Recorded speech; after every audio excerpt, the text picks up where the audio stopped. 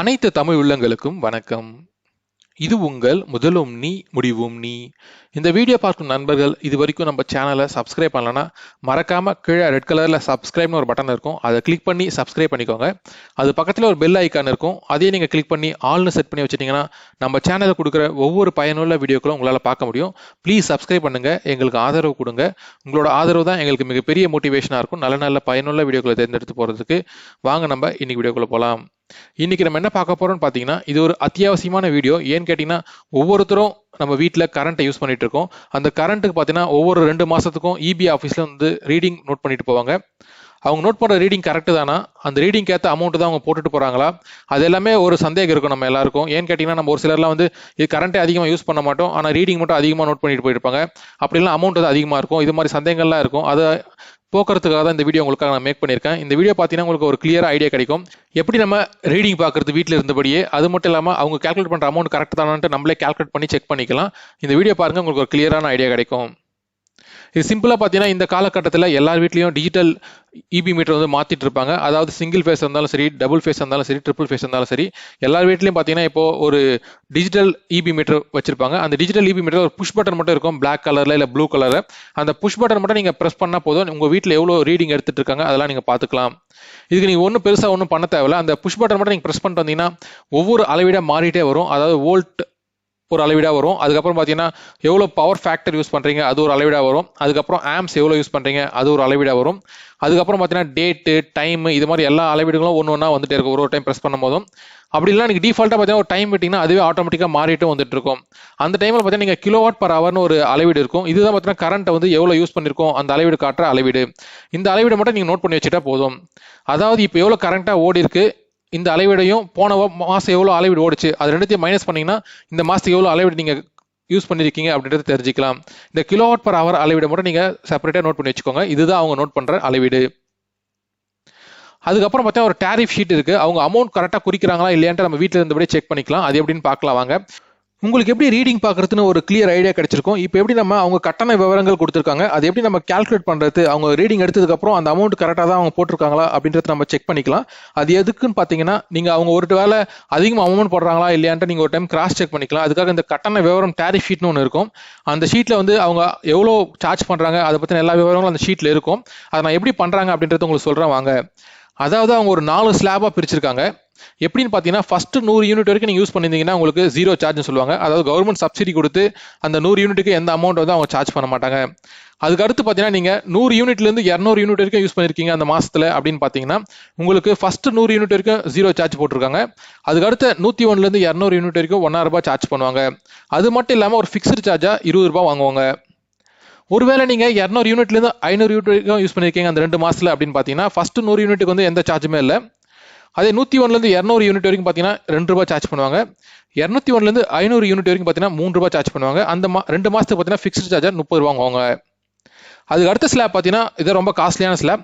அதாவது நீங்கள் யூஸ் பண்ணுற அளவீடு வந்து 500க்கு மேலே யூஸ் பண்ணுறீங்க அப்படின்னா உங்களுக்கு வந்து அதிக அமௌண்ட் இருக்கும். அதாவது பார்த்தீங்கன்னா ஃபர்ஸ்ட் 100 யூனிட் வரைக்கும் 0 ருபீஸ் சார்ஜ் பண்ணுவாங்க. அதுக்கு அடுத்து 101லேருந்து 200 யூனிட் வரைக்கும் 3000 ரூபாய் சார்ஜ் பண்ணுறாங்க. அதுக்கு அடுத்து 201லேருந்து 500 யூனிட் வரைக்கும் நீங்கள் யூஸ் பண்ணீங்கன்னா 4.60 அந்த அமௌண்ட் சார்ஜ் பண்ணுறாங்க. அதுக்கப்புறம் 500 ரூபாய் நீங்கள் யூஸ் பண்ணீங்கன்னா 6.60 வந்து அமௌண்ட் வந்து சார்ஜ் பண்ணுறாங்க. இதுக்கு ஃபிக்ஸ்டு சார்ஜாக அந்த 2 மாதத்துக்கு பார்த்தீங்கன்னா 50 ரூபா சர்வீஸ் சார்ஜாக வாங்குறாங்க.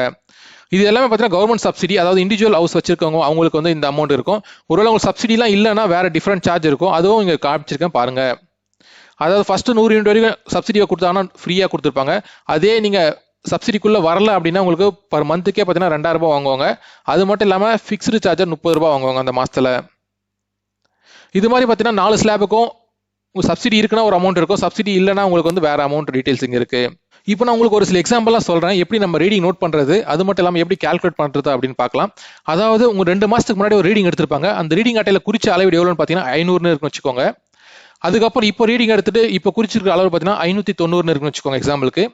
இப்போ பார்த்தீங்கன்னா இப்போ இந்த 2 மாதத்துக்கு நீங்கள் எவ்வளோ யூஸ் பண்ணீங்கன்னு பார்த்தீங்கன்னா, இந்த புதிய அளவீடுலேருந்து பழைய அளவீடை வந்து கழிச்சிங்கன்னா உங்களுக்கு வந்து இந்த 2 மாதத்துக்கு நீங்கள் எவ்வளோ யூஸ் பண்ணீங்களோ அந்த அளவீடு வந்துடும். அதாவது நீங்கள் 90 கிலோவாட் பர் ஹவர் வந்து யூஸ் பண்ணிருக்கீங்க, அதாவது 90 யூனிட் யூஸ் பண்ணிருக்கீங்க. அந்த 90 யூனிட் பார்த்தீங்கன்னா 100 யூனிட்டோட கம்மியாக இருக்குது. அதனால பார்த்தீங்கன்னா ஃபர்ஸ்ட் 100 யூனிட்டுக்கு வந்து கவர்மெண்ட் வந்து சப்சிடியாகவே கொடுக்குது. அதனால 0 சார்ஜ் தான். அதனால பார்த்தீங்கன்னா இந்த 90 யூனிட் நீங்கள் யூஸ் பண்ணியிருந்தீங்கன்னா உங்களுக்கு ஃப்ரீ சார்ஜ், அதாவது நீங்கள் எந்த அமௌண்ட்டு பே பண்ணவே தேவையில்லை. இது எல்லாமே பார்த்தீங்கன்னா 2 மாதத்துக்கு ஒரு டைம் தான் வந்து கால்குலேட் பண்ணுவாங்க. அந்த 2 மாதத்துக்கான அளவீடு தான் இது. அடுத்த எக்ஸாம்பிள் பார்க்கலாம். அதாவது உங்களோட மின் அளவீடு பார்த்தீங்கன்னா 200க்குள்ள இருக்குன்னா எவ்வளோ அமௌண்ட் வரும் அப்படின்றத ஒரு சின்ன கால்குலேஷன் பண்ணியிருக்கேன். அதாவது கடைசியாக உங்கள் மின் அட்டையில் குறித்த அளவீடு எவ்வளோன்னு பார்த்தீங்கன்னா 500 யூனிட் குறிச்சிருக்காங்க. இப்போ வந்து 2 மாசம் கழிச்சு, அதாவது இந்த மந்த்துக்கு வந்து எவ்வளோ குறிச்சிருக்காங்கன்னு பார்த்தீங்கன்னா 624 குறிச்சிருக்காங்க. அதாவது பயண அளவீடு எவ்வளோன்னு பார்த்தீங்கன்னா 624 நீங்கள் 500 கழிச்சிங்கன்னா 124 வரும். அந்த 124 ஃபர்ஸ்ட் 100 யூனிட் வந்து சப்சிடியா கவர்மெண்ட் கொடுத்துருவாங்க. அதனால அதுக்கு வந்து சார்ஜ் எதுவுமே இல்லை, 0 தான். ரிமைனிங் இருக்கிற 24 யூனிட்டுக்கு எவ்வளோ சார்ஜ்னு பார்த்தீங்கன்னா 1000 ரூபாய் வாங்குவாங்க. அந்த 24 × 1000 ரூபாய் பெருக்குனீங்கன்னா உங்களுக்கு 36 ரூபாய் வரும். அதாவது அந்த 2 மாசத்துக்கு ஃபிக்ஸ்டு சார்ஜ் எவ்வளோன்னு பார்த்தீங்கன்னா 20 ரூபாய். ஸோ இந்த 36 இந்த 20 கூட்டினீங்கன்னா உங்களுக்கு 56 ரூபாய் வந்து நீங்கள் இபி பில்லாக பே பண்ணணும் இந்த மாசத்துக்கு. அதுக்கு அடுத்த எக்ஸாம்பிள் என்னன்னு பார்த்தீங்கன்னா உங்களோட அளவீடு வந்து 200லேருந்து 500க்குள்ள இருக்குன்னா எப்படி செக் பண்ணுறதுன்னு பார்க்கலாம் வாங்க. உதாரணமாக கடைசியாக உங்கள் மின் அட்டையில் குறித்த அளவீடு எவ்வளோன்னு பார்த்தீங்கன்னா 500 வச்சுக்கோங்க. இப்போ உங்கள் மின் அட்டையில் குறித்த அளவீடு எவ்வளோன்னு பார்த்தீங்கன்னா 800 வச்சுக்கோங்க. அந்த 800லேருந்து 500 கழிச்சிங்கன்னா 300 வரும். ஃபர்ஸ்ட் 100 யூனிட் வந்து ஃப்ரீ தான், கவர்மெண்ட் சப்சிடியாக கொடுத்துரும். அதுக்கு அடுத்து 101லேருந்து 200 யூனிட் இருக்க எவ்வளோன்னு பார்த்தீங்கன்னா 2 ரூபாய் வாங்குவாங்க. ஸோ நீங்கள் என்ன பண்ணுங்க, 100 × 2 மல்டிப்ளை பண்ணிங்கன்னா 200 ரூபாய் வரும். அதுக்கு அடுத்து 201லேருந்து 500 வரைக்கும் பார்த்தீங்கன்னா அந்த அளவீடுக்கு வந்து 3 ரூபாய் வாங்குவாங்க. ஸோ அடுத்து பார்த்தீங்கன்னா நீங்கள் 100 யூனிட் இருக்கு, ஃபர்ஸ்ட் 100 யூனிட் ஃப்ரீ, அடுத்த 100 யூனிட்டுக்கு வந்து 200 ரூபாய் பே பண்ணணும். அதுக்கு அடுத்த 100 யூனிட் வந்து 3 நாள் பெருக்குனீங்கன்னா 300 ரூபாய் வரும். அது மட்டும் இல்லாமல் ஃபிக்ஸ்டு சார்ஜ் எவ்வளோ பார்த்தீங்கன்னா 30 ரூபாய் இருக்கும். ஸோ ஃபர்ஸ்ட் 100 யூனிட்டுக்கு 0, அடுத்த 100 யூனிட்டுக்கு 200 ரூபாய், அடுத்த 100 யூனிட்டுக்கு 300 ரூபாய் பே பண்ணணும். அதுக்கப்புறம் ஃபிக்ஸ்டு சார்ஜ் வந்து 30 ரூபாய் பே பண்ணணும். ஸோ இந்த மாதத்துக்கு வந்து நீங்கள் 530 ரூபாய் பே பண்ணணும். இப்படி தான் நம்ம கால்குலேட் பண்ணோம். நம்ம ஒருவேளை மின் அளவு வந்து 200லேருந்து 500க்குள்ள இருக்குன்னா. அதுக்கு அடுத்த ஒரு எக்ஸாம்பிள் பார்க்கலாம். அதாவது உங்களோட மின் அளவீடு வந்து பார்த்தீங்கன்னா 500க்கு மேலே இருக்குது அப்படின்னா எப்படி இருக்கும்னு பார்த்தீங்கன்னா அமௌண்ட் இப்படி தான் இருக்கும். அதாவது உதாரணத்துக்கு கடைசியாக உங்கள் மின் அட்டையில் குறித்த அளவீடு 500ன்னு இருக்கு. இப்போ தற்போதா இப்போ குறித்த அளவீடு எவ்வளோன்னு பார்த்தீங்கன்னா கரண்ட் ரீடிங் எவ்வளோன்னு பார்த்தீங்கன்னா 1100ன்னு இருக்கு. அந்த 1100லேருந்து 500 கழிச்சிங்கன்னா 600 வரும். ஸோ ஃபர்ஸ்ட் 100 யூனிட் வந்து கவர்மெண்ட் சப்சிடி கொடுத்தா 0. அதுக்கு அடுத்து 101லேருந்து 200 வரைக்கும் பார்த்தீங்கன்னா 3000 ரூபாய் சார்ஜ் பண்ணுவாங்க. ஸோ 100 × 3000 ரூபாய் பார்த்தீங்கன்னா 350 ரூபாய் வரும். அதுக்கு அடுத்து 201லேருந்து 500 வரைக்கும் பார்த்தீங்கன்னா 4.60 ரூபாய் சார்ஜ் பண்ணுவாங்க. ஸோ 300 × 4.60 1380 ரூபாய் வரும். 501க்கு மேலே பார்த்தீங்கன்னா உங்களுக்கு 6.60 வந்து சார்ஜ் பண்ணுவாங்க. அதாவது நீங்கள் 100 யூனிட் வந்து 500க்கு மேலே யூஸ் பண்ணியிருக்கீங்க, அதனால பார்த்தீங்கன்னா 100 × 6.6 660 ரூபாய். ஸோ நிலையான கட்டணம் பார்த்தீங்கன்னா 50 ரூபாய் வாங்குவாங்க. ஸோ இது எல்லாத்தையும் ஆட் பண்ணிங்கன்னா 2240 ரூபாய் வந்து அந்த மந்த்துக்கு நீங்கள் பே பண்ணுற மாதிரி இருக்கும். ஸோ நீங்கள் எவ்வளோ கம்மியாக யூஸ் பண்ணுறீங்களோ அவ்வளோக்கு வந்து உங்களுக்கு மின் கட்டணம் வந்து குறைவாக வரும். அந்த ஸ்லாபுக்குள்ளே நீங்கள் வந்துட்டீங்கன்னா, அதாவது ஃபர்ஸ்ட் 100க்குள்ளே வந்துட்டீங்கன்னா உங்களுக்கு ஃப்ரீ சார்ஜ் தான். அதுக்கு அடுத்த 200க்குள்ளே வந்துட்டீங்கன்னா ஓரளவுக்கு சார்ஜ் கொஞ்சம் மீடியமாக தான் இருக்கும்.